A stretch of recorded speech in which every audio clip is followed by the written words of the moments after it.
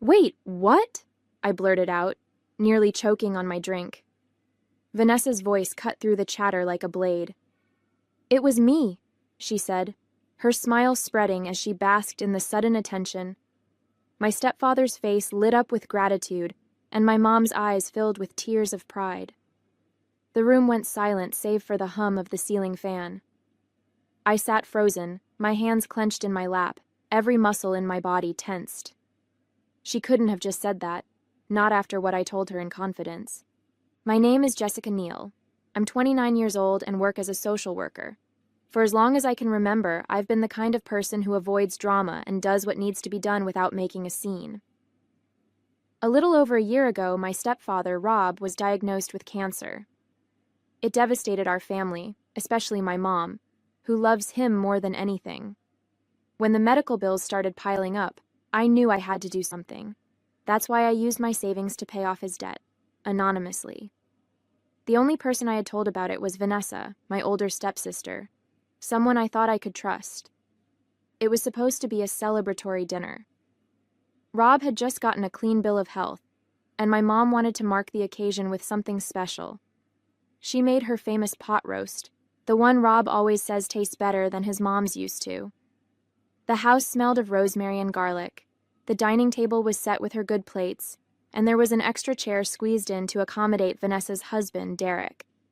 Everyone seemed happy, really happy, for the first time in what felt like years. I sat between my mom and Derek, trying to join in the light-hearted conversation, but my mind kept drifting. I felt a warmth in my chest every time Rob laughed, knowing he could finally relax without the weight of those hospital bills. He'd even made a toast to the Good Samaritan who paid off the debt, thanking them for their generosity. I had smiled quietly into my glass, content to keep my secret. That was when Rob, out of nowhere, asked, "Was it one of you?" His eyes scanned the table, hopeful but not pressing. My heart sped up, but before I could decide how to react, Vanessa leaned back in her chair, grinning like a Cheshire cat, and said, "It was me." I stared at her, my throat tightening as the room erupted into applause. My mom's face lit up with pride, and she reached across the table to squeeze Vanessa's hand. "I knew it," she said, her voice trembling with emotion. "You've always had such a big heart." Rob looked at her like she was some kind of hero, his voice soft as he said, "Thank you, sweetheart. I don't even know what to say." But it was Derek's reaction that really caught me off guard. He blinked, his fork frozen halfway to his mouth, and then said, "Wait, you did this? When?" Vanessa didn't even flinch. She turned to him with that same syrupy smile and said, "Of course I did. I didn't tell you because I wanted it to be a surprise." Derek stared at her for a moment, clearly trying to process what she'd just said, but then shrugged and went along with it, muttering something about how proud he was. Meanwhile, I sat there in stunned silence, my hands gripping the napkin in my lap so tightly I thought it might tear. She had lied not just to the family, but to her own husband. And the worst part? She didn't even hesitate. Dinner carried on as if nothing had happened. Rob shared stories from his treatment days, making us laugh with his descriptions of the grumpy nurses who eventually warmed up to him. My mom kept chiming in about how strong he had been through it all, and Derek cracked jokes about how Rob must have charmed the doctors to get extra Jell-O cups. The mood was light, warm, exactly what you'd expect at a dinner celebrating a second chance at life. But Vanessa wouldn't look at me. Not once. Every time I glanced her way, she avoided my eyes, focusing intently on her plate or making a point of talking to anyone else at the table. It was like she knew I was daring her to meet my gaze, to acknowledge what she'd done. Her fake smiles and easy laughs didn't fool me for a second. Beneath all her charm, I could see the tension in her shoulders, the tight grip on her wine glass. She knew I wasn't going to forget this, even if I stayed silent for Rob's sake. When dinner finally ended, I could barely get out of there fast enough. I hugged my mom and Rob, told them how proud I was of him for staying strong through everything, and slipped on my coat. Vanessa gave me a quick, perfunctory smile as I walked past her, but I didn't bother trying to say goodbye. My mom called after me to drive safe, but I could barely hear her over the rush of thoughts in my head as I stepped into the cold night air. The drive home felt like it lasted forever. I replayed the night over and over, trying to make sense of what had just happened. It should have been a celebration, a moment of relief after everything Rob and my mom had been through. Instead, it had turned into this bizarre charade. I kept asking myself how Vanessa could sit there and lie to everyone like that, how she could look Rob in the eyes and take credit for something she had no part in. And the worst part? I let her steal the moment because I didn't want to ruin the night for Rob. But now, sitting alone in my apartment, the silence felt unbearable, and I couldn't stop wondering if I'd made the right choice. As I sat on my couch, staring blankly at the TV that I hadn't even bothered to turn on, I knew deep down what I had to do, or rather, what I couldn't do. Telling Rob the truth might have cleared my conscience, but what good would it do for him? He'd been through so much already, and he was just starting to feel like himself again. The last thing he needed was to be dragged into some ugly fight between Vanessa and me. He didn't deserve that, not after fighting so hard to beat cancer. And I convinced myself that staying quiet was the right thing to do. Rob's peace of mind mattered more than my anger or frustration. As much as I wanted him to know the truth, that I was the one who had his back when he needed it most, it wouldn't change anything for him now. If anything, it might make him feel guilty for celebrating Vanessa when he should have been thanking me. And honestly, he didn't need guilt. He needed to heal, to be happy, to focus on living. So, I decided to let it go, for him, if not for me. The next morning, I couldn't hold it in any longer. I called Vanessa while sitting at my kitchen table, my coffee untouched and growing cold. The phone rang twice before she picked up, her tone bright and casual, like nothing had happened. "Hey, Jess," she said, as if we were best friends. "What's up?" I didn't waste time. "We need to talk about last night," I said, my voice sharper than I intended. There was a pause, just long enough to feel heavy. "What about it?" she finally asked, though I could hear the tension creeping into her tone. "You know what?" I shot back. "Why did you lie to everyone and say you paid off Rob's bills? We know that wasn't you. I told you in confidence. How could you do that to me?" Vanessa sighed heavily on the other end of the line. "Jess, look, it's not a big deal. I didn't think you'd be this upset." "Not a big deal?" I snapped, gripping my phone tighter. "You stood there and lied to everyone, Vanessa. You took credit for something you didn't do, something I sacrificed a lot for. How is that not a big deal?" She hesitated, and for a second, her voice softened. "I just wanted to make Dad proud of me. He's always been proud of you, Jess. You're the selfless one, the one who helps everyone. I didn't think you'd mind if, just this once, I could have that moment with him." I was stunned. "Are you kidding me? This wasn't just some harmless lie, Vanessa. You know what I went through to make that happen. I emptied my savings account so Mom wouldn't have to stress about the bills, so Rob could focus on getting better. And you thought I wouldn't mind?" "I thought it'd be fine," she snapped back, her voice sharper now. "I didn't think you'd actually care who got the credit. I mean, you didn't even want to tell him, right? You were happy to let it be anonymous. So what does it matter if he thinks it was me?"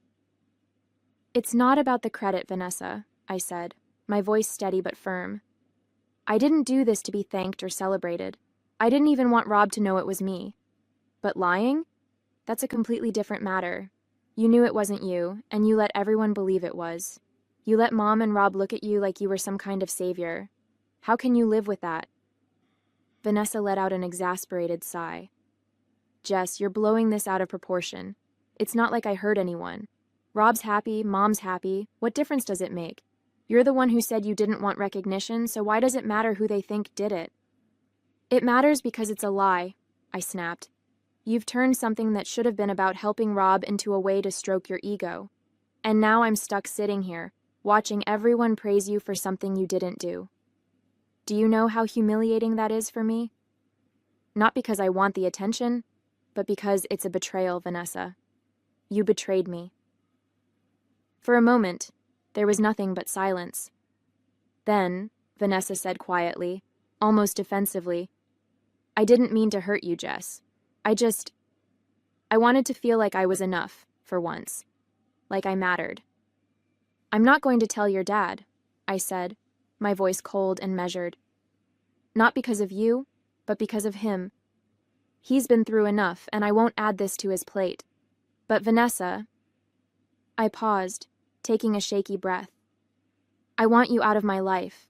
I can't keep pretending that what you did doesn't matter. Jess, come on, she said, her voice rising with panic. You can't be serious. You're really going to throw our relationship away over this? I told you I didn't mean to hurt you. You didn't mean to hurt me, I repeated, disbelief dripping from every word. You lied to my face, you lied to your own husband, and you stole something that wasn't yours to take. You knew how much that sacrifice meant to me. And for what? To make yourself feel better? No, Vanessa. I can't trust you anymore. She started to say something, but I cut her off. One day your conscience is going to catch up with you. Maybe not today, maybe not even next year, but it will. And when it does, I hope you think about this moment, about the sister you pushed away just to make yourself look good. My voice cracked, but I held firm. I hope it was worth it. Vanessa didn't reply. The silence stretched on, heavy and suffocating, until I finally hung up. I sat there staring at the phone, my hands trembling, the weight of everything sinking in. I felt raw and hollow, but at least I'd finally said what I needed to say. A year passed, but things between Vanessa and me never went back to normal. We still saw each other at family gatherings, birthdays, holidays, the occasional barbecue, but we might as well have been strangers. Conversations were polite but hollow, and we avoided being alone in the same room. The tension between us wasn't just noticeable. It was impossible to ignore. Mom was the first to bring it up. After a family dinner one night, she pulled me aside, her brow furrowed with worry. Jessica, she said softly, what's going on between you and Vanessa? You two used to be so close. I shrugged, trying to play it off. We're fine, Mom. Just busy with life, I guess. But I could see she wasn't convinced. Rob had noticed it too. At Christmas, he asked why Vanessa and I didn't sit together anymore. You two used to laugh so much, he'd said. I forced a smile and changed the subject, but it stung more than I expected. A few months after that Christmas dinner, Vanessa started reaching out. It was subtle at first, texts here and there. Hey, how's work going? Or, Mom said you've been really busy, hope you're okay. I ignored every single one. I couldn't bring myself to engage with her. Each message felt like a tiny jab, a reminder of what she'd done and how easily she had betrayed me. At family gatherings, she tried harder. She'd make small talk or ask me questions about my job, but I kept my answers short and polite, giving her no room to dig deeper. At one dinner, she cornered me in the kitchen while I was refilling my drink. Jess, I know things haven't been great between us, but maybe we could grab coffee sometime? Just talk? I didn't even look at her. I'm busy, I said flatly, brushing past her. She sighed, but I didn't stop to see her reaction. Whatever she was trying to do, it wasn't enough to erase the past year. A few weeks after that awkward dinner, Mom mentioned something that caught me off guard. Vanessa's been going to church, she said, her tone almost hesitant, like she wasn't sure how I'd react. She's been feeling, I don't know, empty, I guess? She told me she's been thinking a lot about life and wanting to make some changes. I raised an eyebrow but didn't say anything. Vanessa, going to church? It didn't add up. She'd never been the religious type. Always too busy, too modern for anything like that. Mom must have noticed my skepticism because she added, I think it's good for her. She seems calmer lately, more reflective. Maybe this is exactly what she needs. I nodded absent-mindedly, but I couldn't shake the feeling that this was another one of Vanessa's attempts to patch things up. If it was, I wasn't buying it. People don't just change overnight, and I wasn't ready to let my guard down. One evening, as I was settling onto the couch with a book, my phone buzzed on the coffee table. I glanced at the screen and saw Vanessa's name. My first instinct was to let it go to voicemail, like I had so many times before. But something stopped me. Maybe it was curiosity or a nagging sense that this wasn't just another one of her surface-level attempts to reach out. Against my better judgment, I picked up. "Jess," she said softly, her voice quieter than I'd ever heard it. "I know I'm probably the last person you want to hear from, but I need to tell you something." I stayed silent, gripping the phone tighter. She took a deep breath and continued. "I've been struggling with what I did, what I said that night." Her voice cracked, and I could hear the emotion in her words.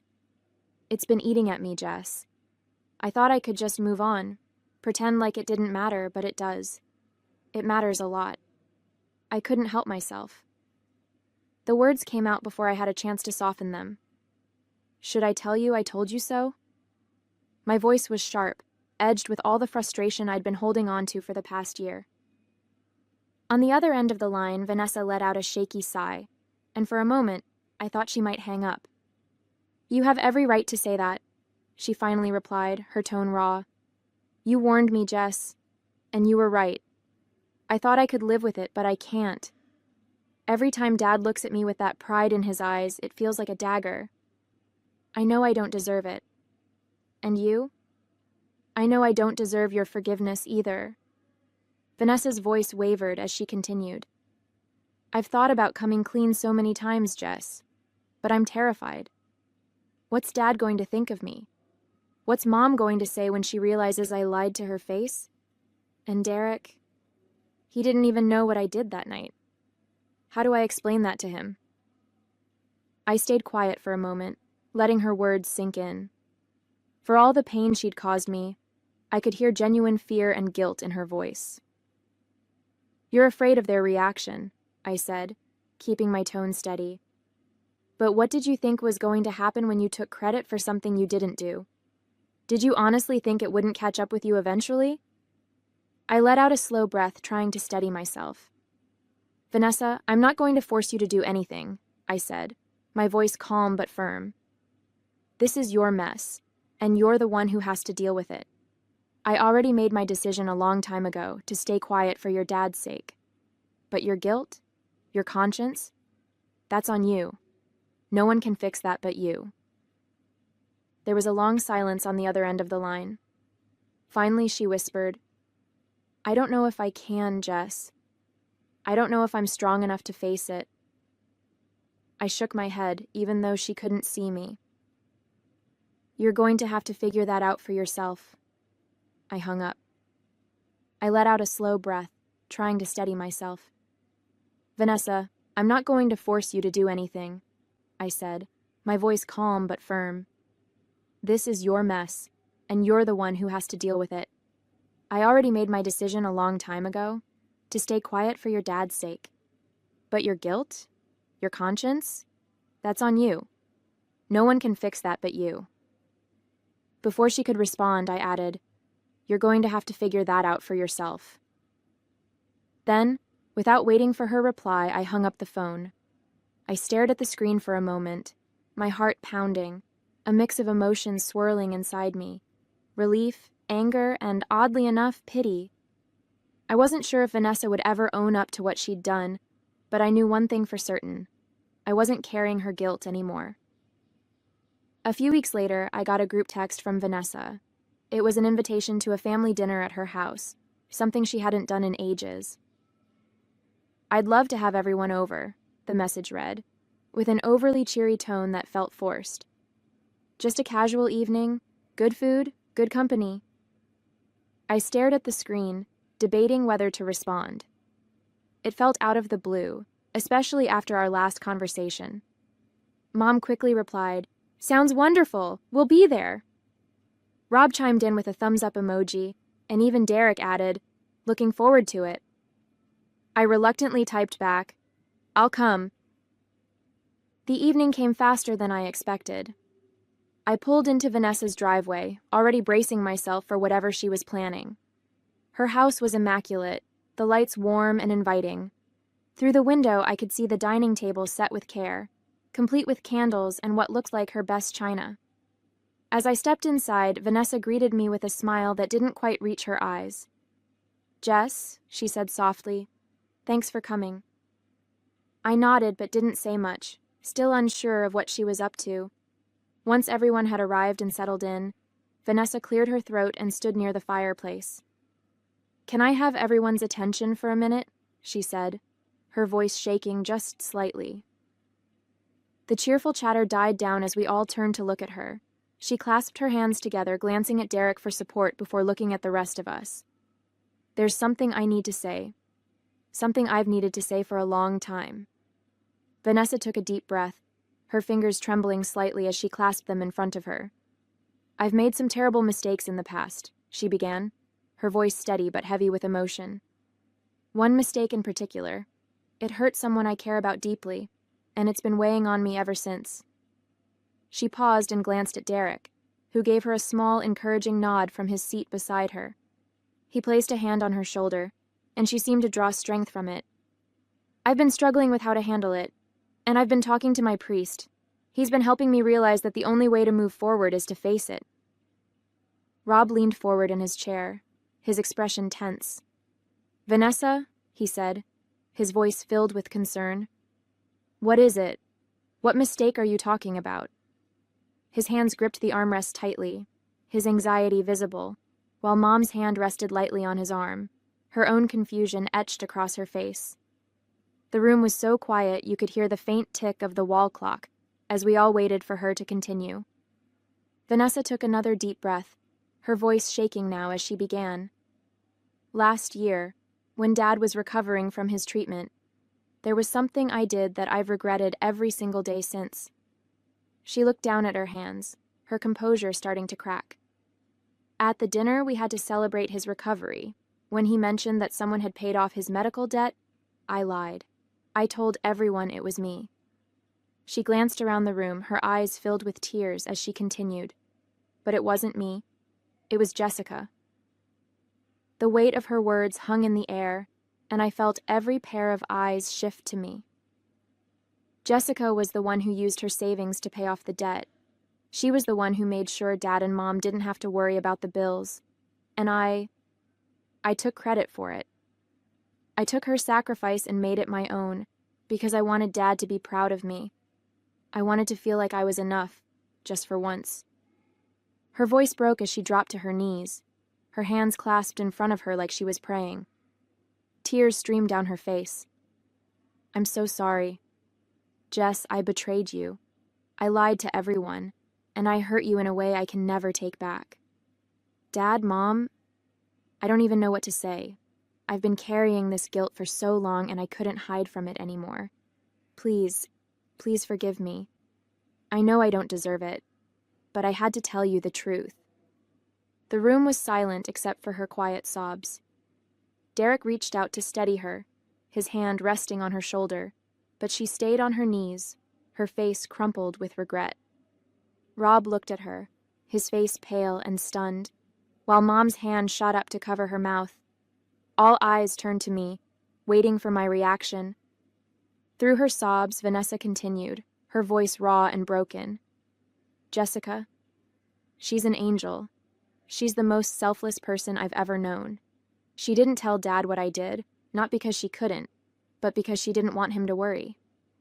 She cared more about his peace of mind than about what I took from her.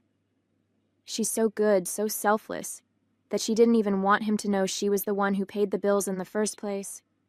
Her shoulders shook as she wiped her face with trembling hands. "I've spent this past year hating myself for what I did to you, Jess. I don't know how you stayed so quiet, how you kept all of that inside while I took what was yours. You're so much better than me. I could never be like you, but I wish I could. I wish I had your strength, your kindness. I've spent my whole life trying to feel like I'm enough. And I realize now that it wasn't you I was competing with. It was myself." Vanessa buried her face in her hands, the room heavy with the sound of her sobs.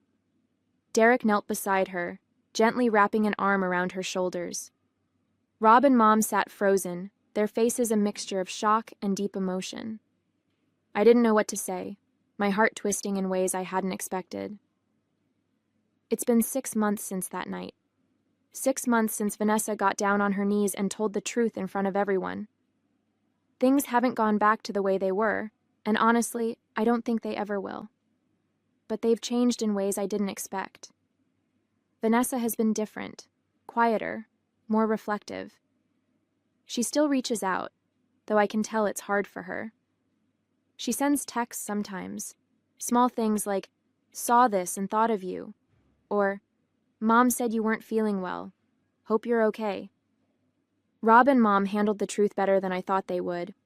Rob was disappointed in Vanessa, I could see that, but his love for her didn't waver. And with me, he's been even warmer, always finding little ways to show his gratitude, like saving me the best piece of pie at dinner or asking about my work in a way that feels genuine. It's strange, but I think in some ways that night brought us closer as a family. Not perfect, but closer. As for Vanessa, she's still trying to be the best version of herself, and for the first time, I think she means it.